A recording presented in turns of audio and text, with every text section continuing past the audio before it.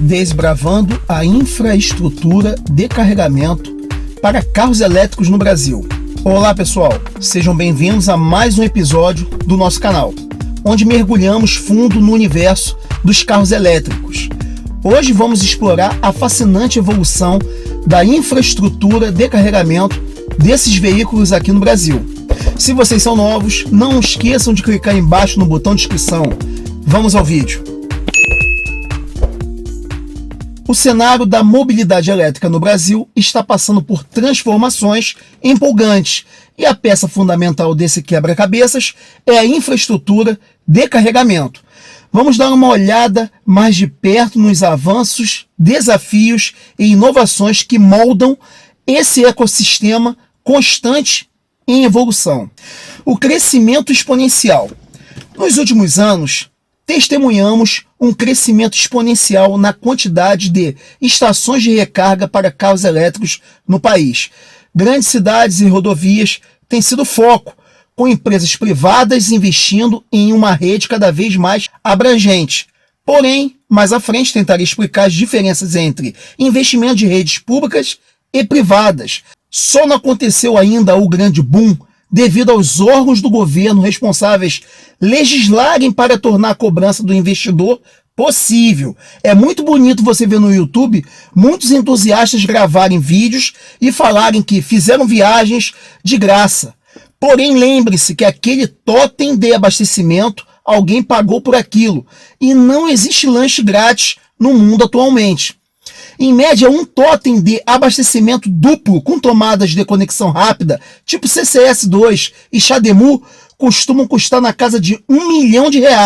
E com a taxação de produtos importados, vai acabar jogando um balde de água fria nesse tipo de investimento. E para piorar, depende de lei para poder cobrar energia elétrica, por outros além das concessionárias, por uso no país. Pois, para quem não sabe, só quem pode cobrar a energia elétrica consumida são as concessionárias que receberam permissão para tal. Por isso o nome, concessão. Redes públicas e privadas. As redes públicas de carregamento têm se expandido significativamente, oferecendo conveniência aos motoristas. Alguns irão se perguntar como assim redes públicas de abastecimento? Calma, que essas redes públicas não são investidas pelo governo em si, O nome público é porque elas estão em praças públicas, estacionamentos e shoppings, e tem alguma entidade privada por trás deles, que acaba recebendo o dinheiro indiretamente. Por exemplo, quando você vai ao shopping, você não paga pelo abastecimento do uso do Wallbox, porém, pode ter certeza que quando você sair desse estabelecimento, você pagará pelo estacionamento. O mesmo acontece em parques, supermercados, restaurantes e outros tipos de conveniência. Já os abastecimentos realmente privados são aqueles que encontramos nas estradas ou até mesmo nas cidades, dotados de sistemas eletrônicos para pagamento, os famosos eletropostos. Beleza, até aí vocês conseguiram entender a diferença dos públicos e privados.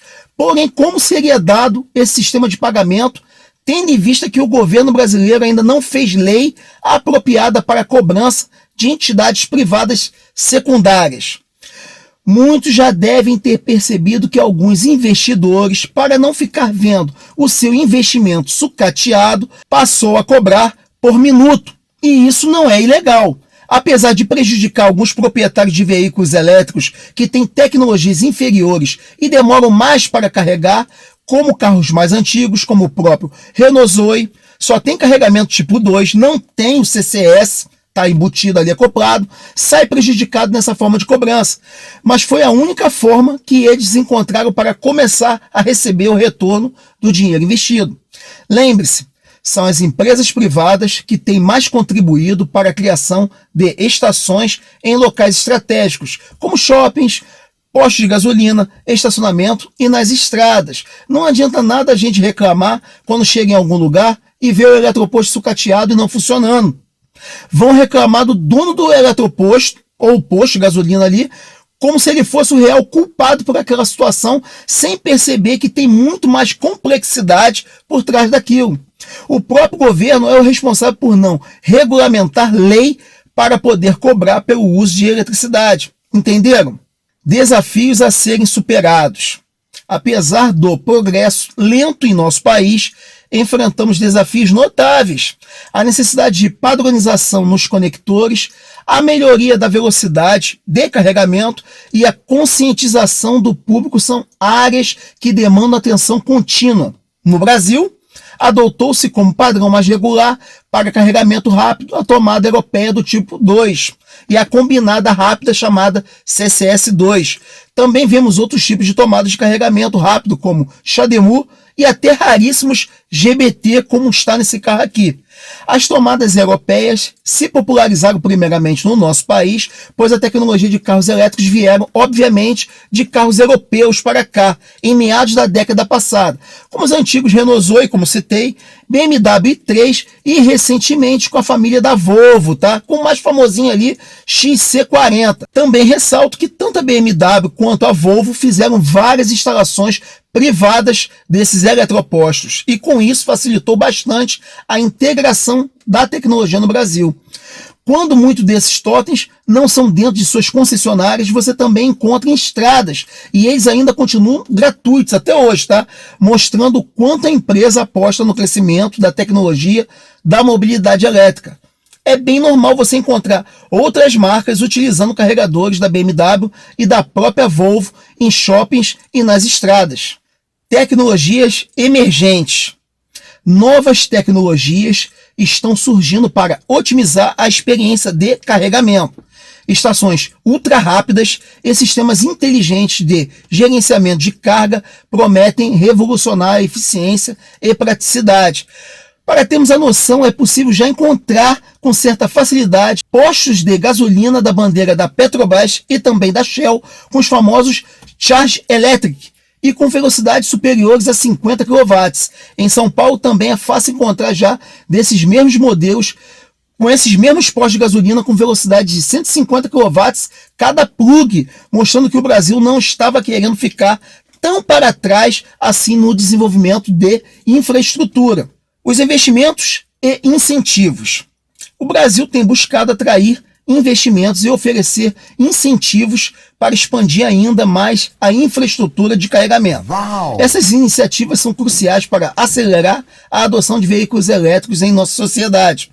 Recentemente, o nosso atual vice-presidente, Geraldo Alckmin, pronunciou palavras em relação à taxação dos carros elétricos, dizendo que a intenção é proteger a indústria nacional, promover a criação de tecnologia em terras brasileiras e, com isso, a promoção da mobilidade elétrica no Brasil. Colocarei para vocês, entre aspas, as palavras que foram ditas. Abre aspas. O Brasil é um dos principais mercados automobilísticos do mundo. Temos de estimular a indústria nacional em direção a todas as rotas tecnológicas que promovam a descarbonização, com estímulos aos investimentos na produção, manutenção e criação de empregos de maior qualificação e melhores salários. Fecha aspas. Porém, sabemos que quanto mais carros elétricos estavam entrando aqui, por mais que não fossem fabricados em solo nacional, você acaba promovendo também indiretamente a tecnologia no país.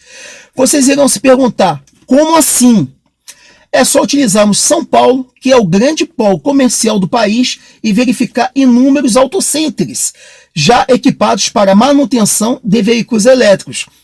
O próprio Alexandre da ADG, tá, do famoso AgTorque, tem falado em inúmeros vídeos do canal dele, que já tem equipado suas oficinas credenciadas para manutenção de elétricos. Gosto também de utilizar alguns veículos antigos como exemplo de como acontece esse fenômeno comercial e mecânico no Brasil. Não sei se alguns aí mais novos chegaram a ver o antigo Fiat estilo Duologic em meados dos anos 2008, com uma mecânica complicada e praticamente restritas às concessionárias. Quem teve aquele carro na época, nos primeiros anos de linha, ficaram refém das concessionárias, mas como o carro agradou uma parcela de público e vendeu bastante, outros modelos também saíram depois com a mesma tecnologia, como o Palio Weekend Duologic, Ideia Duologic, eu mesmo tive um carro desse, Siena Duologic e por aí vai. Esse sistema de câmbio automatizado também não só equipava a família Fiat, esse mesmo sistema equipava carros da Volkswagen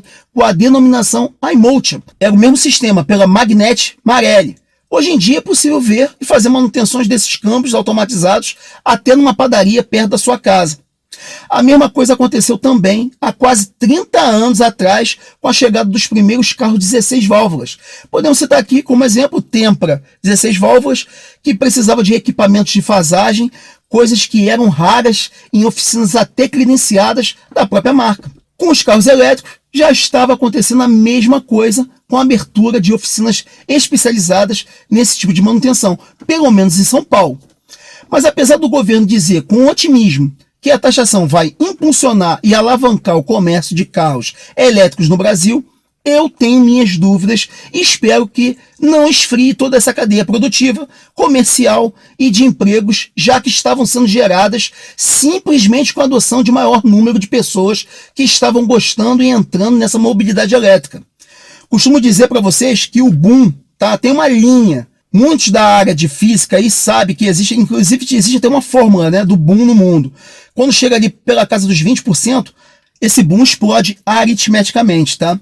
Então eu posso concluir com vocês que estamos testemunhando uma revolução silenciosa na forma de como nós deslocamos. A infraestrutura de carregamento está se tornando a espinha dorsal da mobilidade elétrica no Brasil, conectando cidades e impulsionando o futuro sustentável que muitos almejam.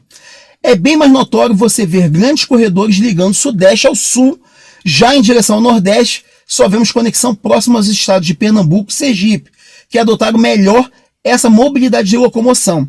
Existe um enorme abismo de infraestrutura no estado da Bahia e centro-oeste inteiro. Os estados do norte também carecem de infraestrutura.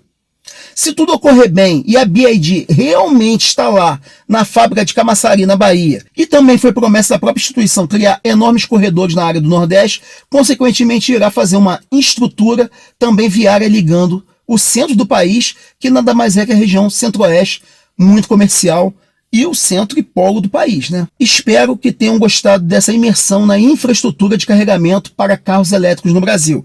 Se vocês têm alguma experiência ou opinião sobre o assunto, compartilhem nos comentários abaixo. E claro, não esqueçam de deixar aquele like, se inscrevam no canal, ativam as notificações para não perder nenhum conteúdo sobre o universo dos carros elétricos, tá?